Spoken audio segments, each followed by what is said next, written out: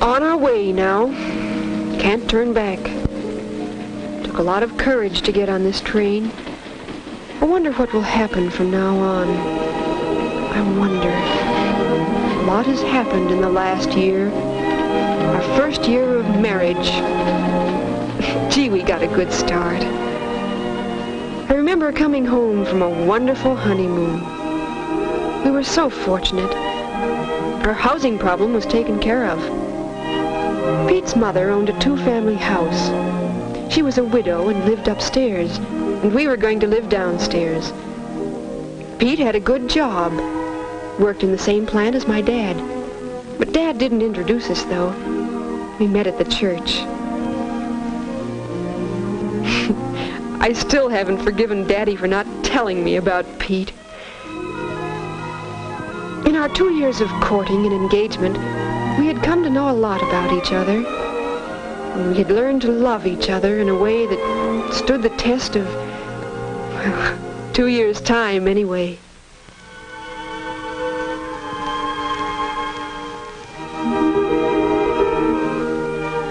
And there we were, in our own place. A place that was to be our home, at least for a while. Well, we had to unpack, and we were both so tired.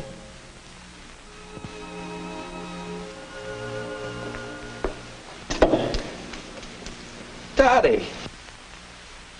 Duchess, madam, here is thy royal throne.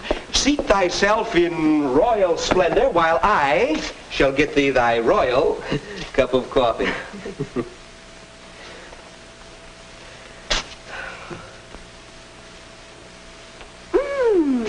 'Tis creamed and sugared exactly to my taste. Thou shalt be my royal brewmaster for evening coffee from this day forward. From this day forward. To have and to hold. Oh, Pete, we're going to be so happy together.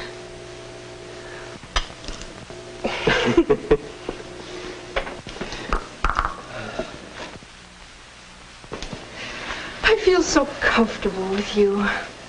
I feel like I can take my shoes off. I'll always love you, Dottie. Always. Wouldn't it be wonderful if time would stand still? If we could always keep what we have tonight.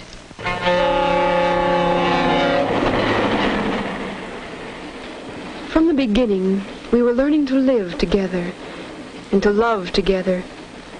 Learning to adjust different sexual responses.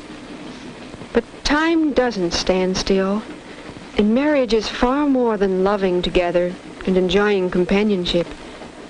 It's making decisions together, and we had to learn to plan as partners. That first Monday morning, I was so proud of my man going out to earn a living for us. And Pete was so proud of me, cooking our first married meal. Then, suddenly, it was time for Pete to go to work. He said he didn't want to go, but he was a responsible married man now. Well, when you marry, you have to adjust to many changes. And well, we had decided I should quit my job when we married.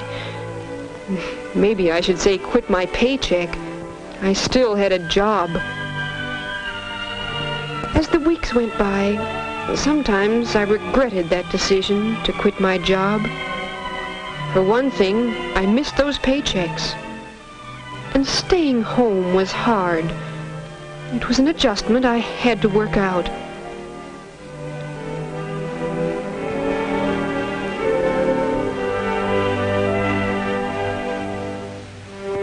But there were satisfactions in being a married pair. One thing was our partnership in handling the money. Conflicts over money can be a real problem in marriage. But we decided together how Pete's salary would be spent. Maybe we didn't always agree, but we decided together.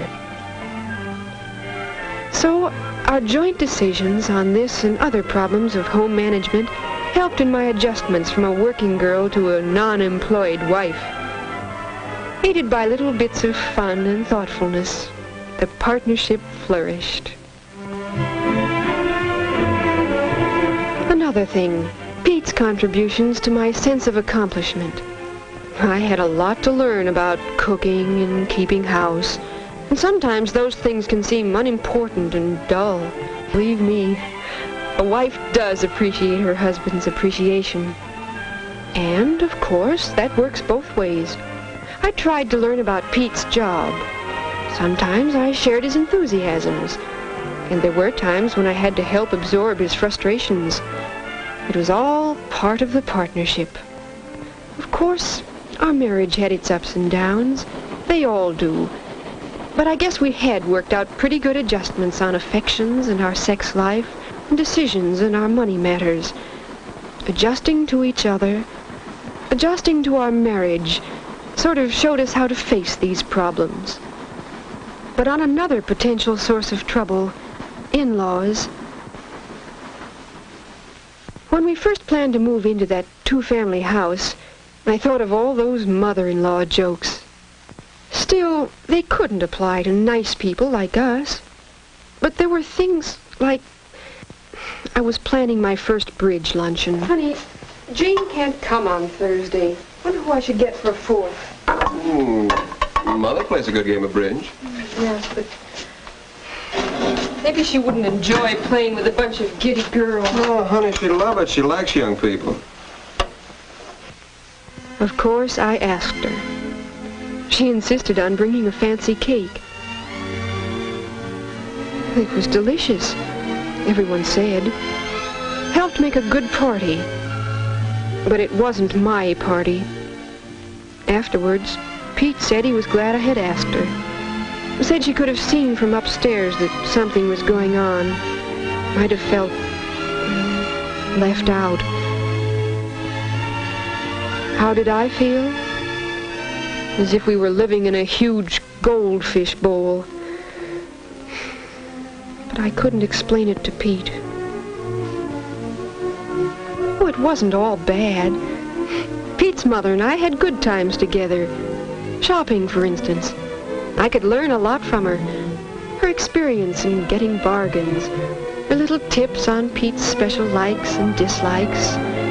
But, well, one afternoon, Pete stopped in upstairs to deliver a package his mother had asked him to pick up. And it turned into a habit to drop into his mother's on his way from work 2 or 3 times a week.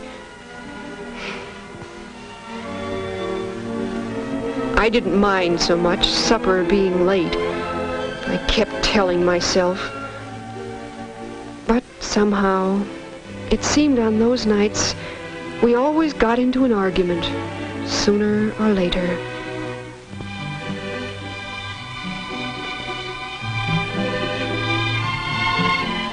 I tried to tell Pete how I felt, but it was no use.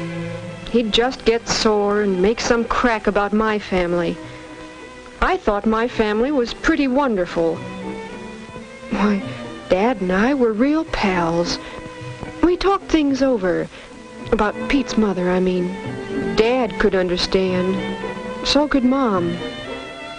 We had some good chats together on Saturday afternoons when Pete would play golf. It was a joy to see the way Mom and Dad understood each other, anticipated each other's needs, sometimes without a word being spoken. They had really grown together in their marriage. Why couldn't we? Well, in more ways than one, it was a long fall and a cold, hard winter. Meanwhile, we were still working out other adjustments together. Little things. My serving liver, and learning to enjoy it because Pete liked it so much. Big things. Pete's realizing that a wife still likes to go out once in a while, and remembering the anniversary of our engagement with tickets to a special show he knew I'd been wanting to see. Married life isn't all Hollywood moonbeams and honeysuckle, but it can be mighty satisfying at times. Came spring, and my first spring house cleaning, and, well, it was Pete's mother. It wasn't that she criticized me, or even told me how to do things, but somehow, whatever I did, she did too, but in a different way. And it seemed to me she always thought her way was better. There were so many little situations that probably wouldn't have mattered if we hadn't lived in the same house, but I felt so awkward and inferior and mad.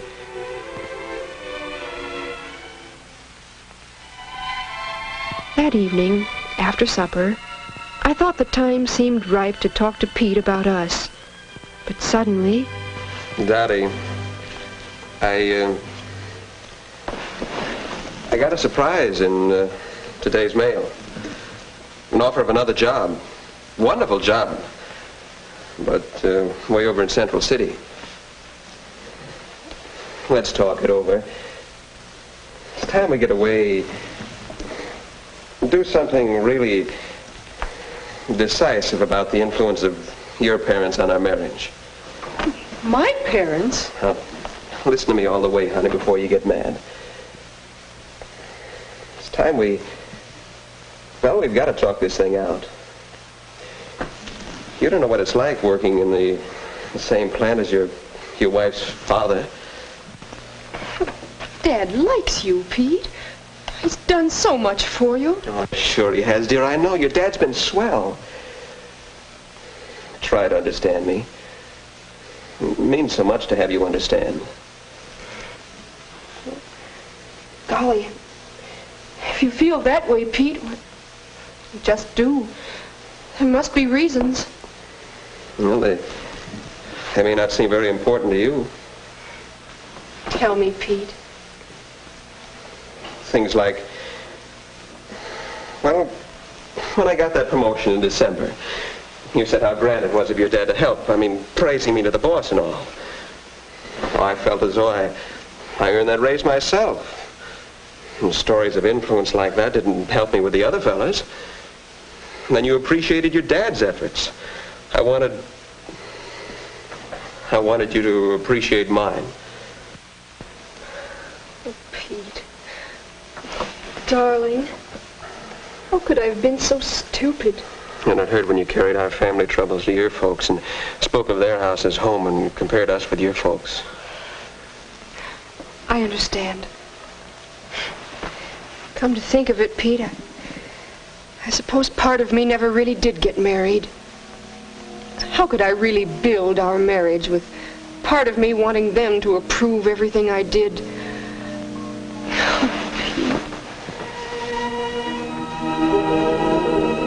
Gosh, what a difference when you see the other fellow's point of view. When you recognize that you aren't the only one with problems. But we did have to face the other issue. It was hard telling Pete about his mother so he wouldn't think of it as a counterattack. He tried to understand, and I tried to be fair about it. I could see that I'd been on the defensive, hadn't understood that a widow might sort of need a man around the house. And Pete said that he needed, that both of us needed to grow up more, needed to grow away from our parents a bit more. We've grown up a lot just tonight, haven't we, hon? When we can talk our troubles out this way, we're really growing up and growing together. Sure helps a lot when you can bring things out in the open, talk them out together. How do you feel about Central City, hon? I would like to get away to a new job, be out my own. And it is a big change, and maybe we don't need to run away from our parents now. Wouldn't be running away. You really want that new job, Pete. And that's what we want. Yes, it's a big change. New friends, new home, church, new adjustments in living. There'll be other problems ahead, bigger problems. But it'll be the two of us, working together. Hi, honey. Hi, where have you been? Talking to the conductor, trying to get Pullman accommodations. And I got them. Oh, gee, Pete, you're thoughtful. Hey, Duchess, what am I doing on this seat? Pete and I will both miss our folks. All of them. The grandmothers would have made good babysitters. But wherever Pete's job takes us, even back to our hometown, I know we'll work things out together as partners.